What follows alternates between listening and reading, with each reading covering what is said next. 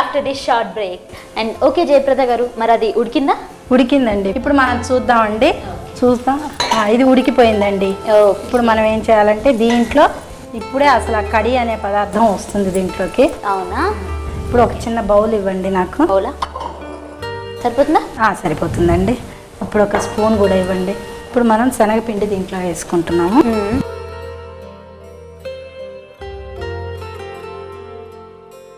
ఎన్ని స్పూన్స్?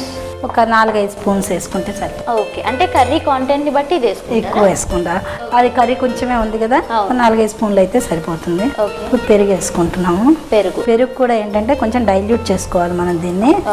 మజ్జిగలాగా చేసుకోవాలి. రెండు కలుపుకొని కొంచెం నీళ్లు పోసుకోవాలి. ఇప్పుడు కొంచెం నీళ్ళ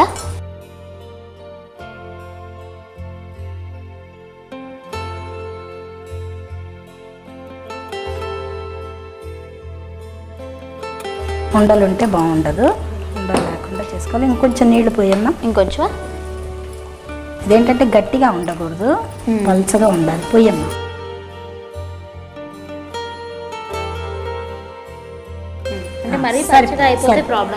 మరి పల్చగా కాదు.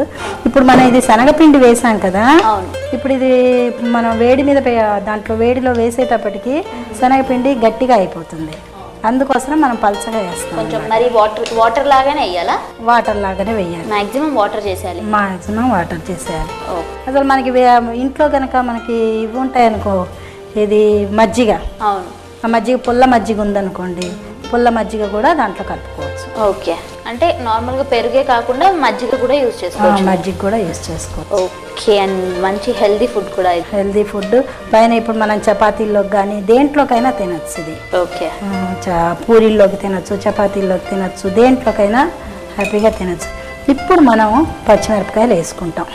ఆ ఉడికిన కర్రీలో పచ్చిమిరపకాయలు వేసుకుంటాం. ఓకే, అంటే కారం వేయలేదు కదా? వేరే కారం వేయలేదు కదా, పచ్చి కారం అన్నమాట. ఓకే, ఇదే కారం సరిపోతుంది దీనికి. ఇప్పుడు ఏమవుతుందంటే కొంచెం ఉడుకుతుంది కదా పచ్చిమిరపకాయ కూడా, ఇదే కారం సరిపోతుంది. ఇప్పుడు ఇది ఇట్లా పెట్టేసుకొని మనం ఇది పక్కన పెట్టుకొని ఇప్పుడు ఇది దాంట్లో పోసుకోవాలన్నమాట. ఓకే, మొత్తం దీంట్లో ఇట్లా పోసుకుంటాం మెల్లిగా. అది కలుపుతూ పోసుకోవాలి. అందుకే ఏమన్నా ఉండలు ఉన్నాయేమోనని కలుపుతున్నాను. ఓకే, ఇలా పోసేసుకొని ఇలా కలుపుకోవాలి. ఓకే, కలుపుకుంటే ఇప్పుడు ఇది దగ్గరకు వచ్చేస్తుంది. ఒక 2 మినిట్స్లో దగ్గరకు వస్తుంది అన్నమాట. ఓకే, ఇది గ్రేవీగా ఉంటుంది. అందుకే చపాతీల్లోకి కానీ పూరీల్లోకి కానీ బాగుంటుంది. ఓకే, నార్మల్గా టిఫిన్స్కి ఎక్కువగా యూజ్ అవుతుంది. చేస్తుంటారా ఎక్కువగా టిఫిన్స్? చేస్తుంటాం. మా ఇంట్లో మేము రోజు సాయంత్రం పూట టిఫిన్, రాత్రి పూట టిఫిన్. సాయంత్రం అంటే ఈవినింగ్ 4 o'clock స్నాక్స్, రాత్రికి ఏమో చపాతీ. ఓకే, అంటే మీరు మాక్సిమం ఇంకా చపాతీలోకి ఇది బాగా యూజ్ అవుతుంది. డైలీ మా ఇంట్లో చపాతీనే రాత్రి పూట. డే టైం ఇది కొంచెం ఏంటంటే పచ్చి వాసన పోయిన దాకా ఉండించాలన్నమాట. ఓకే, పచ్చి వాసన పోతుంది. ఇప్పుడు పోయిన తర్వాత అప్పుడు దించేటప్పుడు ఏం చేయాలంటే కాస్త కొత్తిమీర వేసేసుకోవాలి. ఓకే, కాస్త కొత్తిమీర వేసేసుకొని తీసేస్తే ఆ కొత్తిమీర ఏంటంటే స్మెల్ పోతుంది. స్మెల్ అంతా ముందరే వేసేసామనుకో స్మెల్ అంతా ఉడికినట్టు అయిపోతుంది. అందుకోసం ముందర వేయకుండా లాస్ట్లో వేస్తాం. ఇప్పుడు ఇది అయిపోయింది. ఓకే, ఇప్పుడు మీరు స్టవ్ ఆఫ్ చేసేసేనా? స్టవ్ ఆఫ్ చేసేసి ఇప్పుడు దీని మీద కొత్తిమీర కొంచెం వేసుకొని కొద్దిగా ఇలా వేసుకొని ఒకసారి కలిపేసుకోండి. అంటే గార్నిష్ చేసినట్టుగా ఏం కాదు, క్యాజువల్గా ఉడికిన తర్వాత వేసుకుని తర్వాత మళ్ళీ మన బౌల్లోకి తీసిన తర్వాత మళ్ళీ కాస్త కొత్తిమీర వేసుకుంటే బాగుంటుంది అన్నమాట. ఇది ఇట్లా వేడిగా తింటే బాగుంటుంది.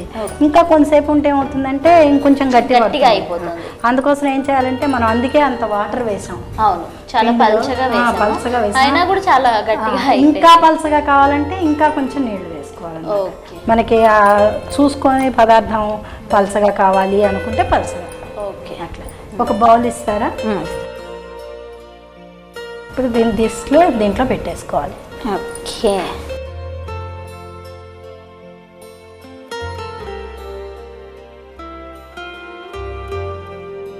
ఇంట్లో పెట్టేసుకొని పైనుంచి మనం కొంచెం కొత్తిమీర వేసుకుంటే ఇంకా స్మెల్ బాగుంటుంది అన్నమాట. కొత్తిమీర స్మెల్ చక్కగా ఉంటుంది. ఇలా పెట్టేసుకోవాలి. ఇది ఇప్పుడు మొత్తం రెడీ అయిపోయిందా? ఇది ఇప్పుడు మొత్తం రెడీ అయిపోయినట్టేనమ్మా. ఇప్పుడు ఏంటంటే ఇప్పుడు తినడానికి రెడీగా ఉంది.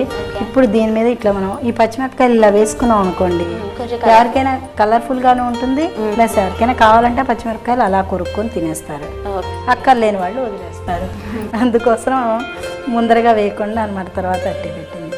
ఇప్పుడు ఈ కొత్తిమీర కూడా స్మెల్ పోకుండా గార్నిష్ చేసుకుంటే బాగుంటుంది.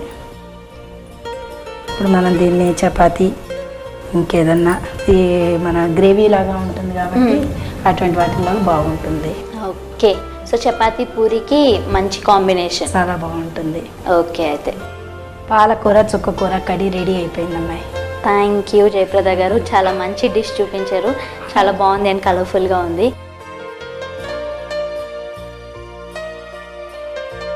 ఓకే వ్యూవర్స్, చూసారు కదా జయప్రద గారు మన కోసం పాలకూర చుక్కకూర కర్రీ చాలా వెరైటీ డిష్ రెడీ చేసి ఇచ్చారు. చపాతీకి పూరికి మంచి కాంబినేషన్. సో మీరు ఒకసారి ట్రై చేయండి. దీన్ని తయారు చేసే విధానం మీకోసం మరోసారి. పాలకూర చుక్కకూర కర్రీ తయారు చేయడానికి కావాల్సిన పదార్థాలు: పాలకూర, టమాటా తరుగు, ఉల్లిపాయ తరుగు, శనగపిండి, పచ్చిమిర్చి, చుక్కకూర, పెరుగు, జీలకర్ర, కొత్తిమీర, ఉప్పు, ఆవాలు. పాలకూర చుక్కకూర కర్రీ తయారు చేయడానికి ఒక బాండీ పెట్టుకొని అందులో కాస్త జీలకర్ర ఆవాలు వేసి ఉల్లిపాయలు వేయాలి. ఆ తర్వాత పాలకూర చుక్కకూర టమాటా అన్నీ వేసి దాన్ని కలుపుకోవాలి. కొంచెం ఉప్పు వేసి ఒక 5 నిమిషాలు మూత పెట్టాలి. ఉడికిన తర్వాత శనగపిండిని పెరుగు తీసుకొని ఆ పెరుగులో కలుపుకోవాలి.